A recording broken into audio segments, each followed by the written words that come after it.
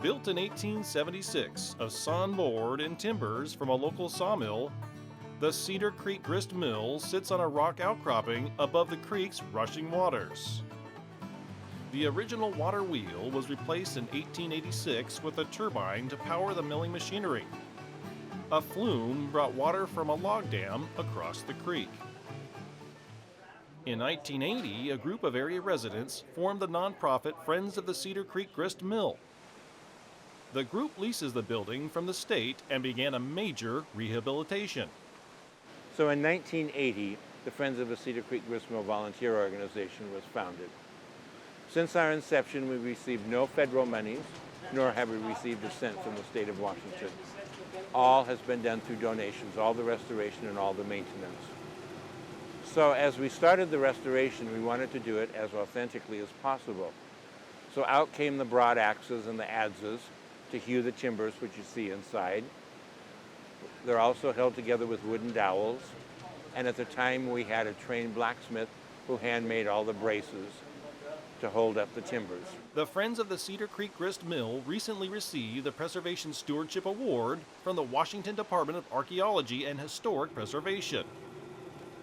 Volunteers were honored for their ongoing work to preserve the oldest operating grist mill in the state. There have been a lot of volunteers who have devoted hours and hours to making the mill what it is today. There was a time when donations were pretty slim, and so we struggled.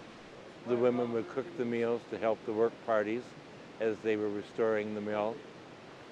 But recently, we've had several important projects. We put in a rock wall to make the north side more handicap accessible. We resided that north wall and put in a drainage ditch below. We've redone the bathrooms up by the Louise Fraser cabin.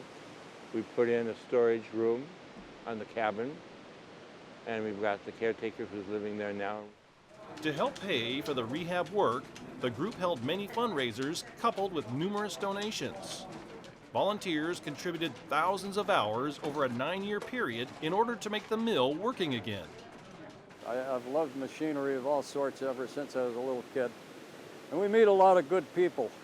Lots and lots of good people come in here. And we learn a lot from them too. We see a lot of good families come in here, a lot of intact families, that women that want to do a good job and provide a good, nourishing diet for their families and their kids.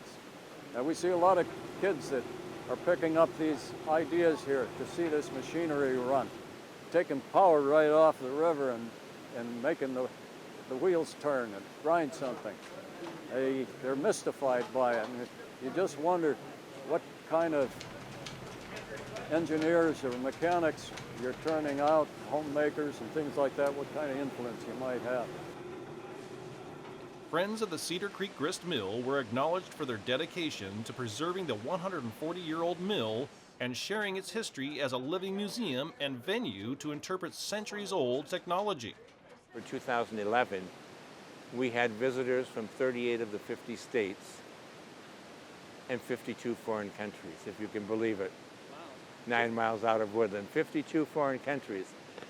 So try giving a tour in Japanese or Portuguese sometime and see how creative you get. Volunteers continue to operate and open the grist mill every weekend year-round. Volunteer millwrights demonstrate to visitors the milling process.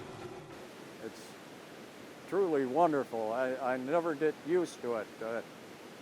Every day I just marvel at this machinery going around, and somebody that sees it for the first time, that must make quite an impression on them.